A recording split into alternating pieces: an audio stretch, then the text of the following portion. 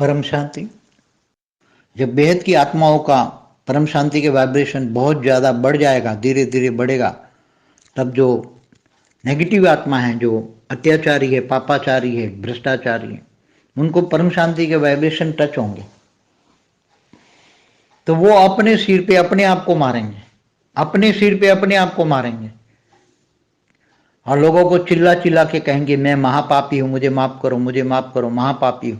उसी टाइम ये कोर्ट कचहरी कुछ नहीं चलना है, न सरकारें सब फेल हो जानी है, सरकारें कोई नहीं चलनी है आगे चलकर, न थर्ड वर्ल्ड वॉर का वायुमंडल बनेगा। थोड़ा कुछ होगा इधर उधर, थोड़ी कुछ लड़ाई होगी, थोड़ा कुछ मरेंगे, मगर आगे चलकर सब हैंड्सअप हो जाएंगे सब, चाहे धर्मपिता हो चाहे सरकारें भी कुछ नहीं कर पाएंगे, सरकारें भी हैंड्सअप हो जाएंगे और सब शांति के वाइब्रेशन टच होते ही, सब अपनी उसको आत्मा को टच होते ही, उसके शरीर में चारों ओर परम शांति के वाइब्रेशन टच होते ही उसका सूक्ष्म शरीर में शांति मिलेगी, शांत हो जाएंगे। तो उसके कारण शरीर में जो नेगेटिव रिकॉर्ड पड़ा है कर्मों का, वो रिकॉर्ड भी बदलने लगेगा, कारण शरीर भी बदलने लगेगा परम शांति के वाइब्रेशन, क्योंकि परम शांति के वाइब्रेशन साथ परम लाइट होगी। तो जैसे जैसे कारण शरीर उसका बदलता जाएगा, कारण शरीर बदलेगा, परम शांति के वाइब्रेशन कारण शरीर के सबके कारण शरीर में प्रवेश करेंगे। जब सारा वायुमंडल में परम शांति होगी, एक एक सेल में परम शांति होगी, तब सबके शरीरों में परम शांति के वाइब्रेशन टच होंगे। तब कारण शरीर, एक और कारण शरीर परम शांति से चार्ज होता जाएगा, तब उसके मन के अंदर बहुत वैराग आता जाएगा और अपने जन्मों के कर्म के हिसाब किताब से याद करेंगे मैं तो महापापी हूँ। अगले जन्म में भी उसको साक्षात्कार होने लग जाएंगे धीरे धीरे।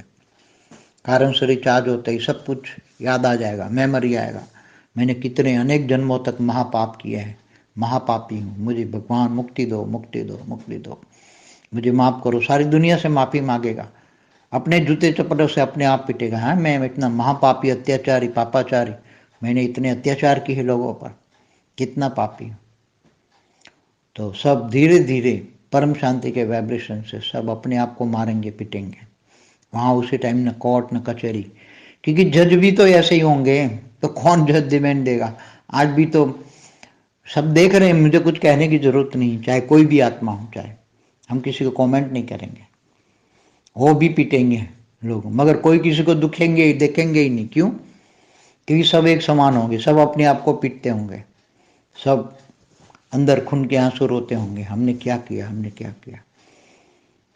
सब मुक्ति मांगेंगे, सब जब मुक्ति मांगेगी तब मुक्ति मिलेगा, बिना मुक्ति मांगे मुक्ति नहीं मिलेगा। और जब तक परम शांति के वाइब्रेशन टच नहीं होंगे तब तक वो मुक्ति नहीं मांगेंगे, और अथाह दुख नहीं मिलेगा तब तक मुक्ति नहीं मांगेंगे। अर्थात दुनिया में जब तक अथाह सुख होगा तो कभी भी भगवान को याद नहीं करेंगे। ये सब लातों के भूत बातों से मानने वाली आत्माएं नहीं है। ये इतनी तमोप्रधान आत्माएं बन गई, वायुमंडल इतना तमोप्रधान बन गया है, अनेकों 198 करोड़ साल से तमोप्रधान वायुमंडल बन गया है, धीरे धीरे धीरे करके। इसलिए वो वायुमंडल को, सारे के सारे वायुमंडल को चेंज करना पड़ेगा, 200 किलोमीटर तक के वायुमंडल को सील करके बंद करके, फिर बाद में तो सारा मल्टीवर्स चेंज करना है, वो तो धीरे धीरे होता रहेगा। ये आने वाला समय, और ये जो कार्य में जो नंबरवार बेहद के भाग्यशाली आत्मा होगी वो भाग्य बनाएगी।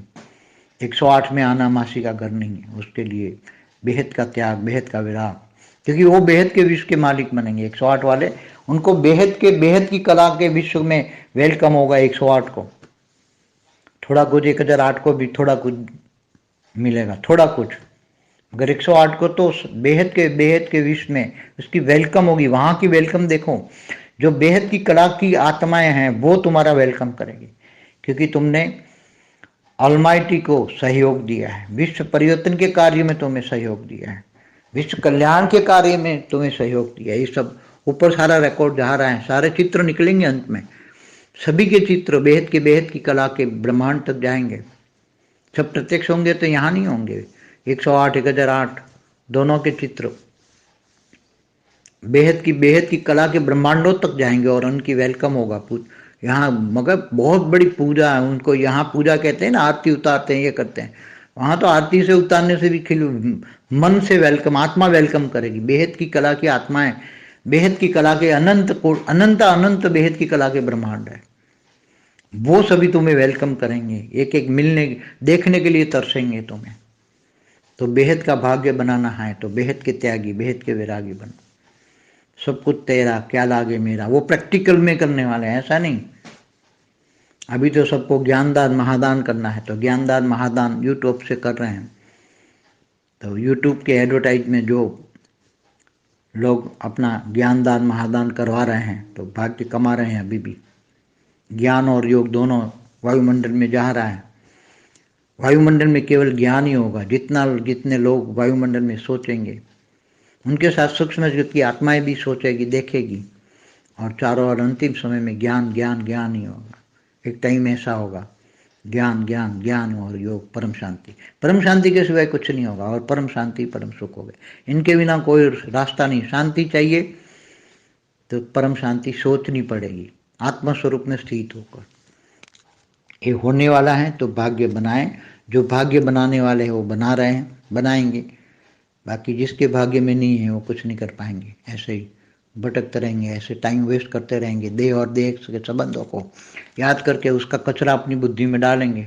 कोई कभी थोड़ा सा योग किया, फिर बाद में किसी को याद किया, सारा कचरा आ गया उसका, और तुम्हारी पावर उसमें वेस्ट हो गई। निरंतर योगी करो, एक बाप के अलावा किसी को याद नहीं करनी, तब कर पाओगे। निरंतर योगी, एक बाप के अलावा कुछ नहीं। दाल रोटी मिल जाए तो टू मच में जाना नहीं, अभी समय नहीं है। और केवल योग, ज्ञान और योग दो, ज्ञान जितना होगा इतना योग लगेगा। परम शांति।